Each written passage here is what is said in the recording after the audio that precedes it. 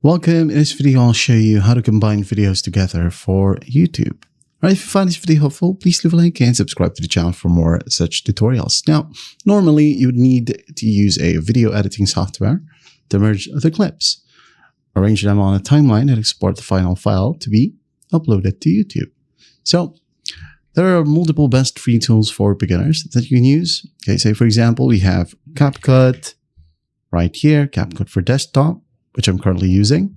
We also have Clipchamp, which is pre-installed sometimes on your Windows computer. If you don't have it, you can just easily download it from the Microsoft Store.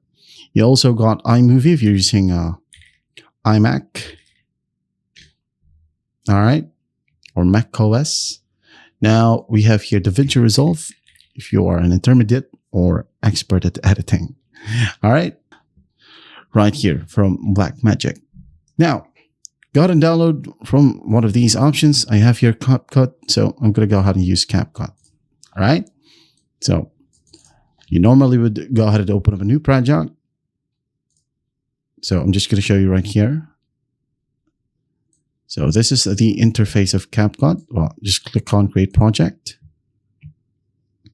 Import your clips, say for example, just random clips. This one and this one. All right.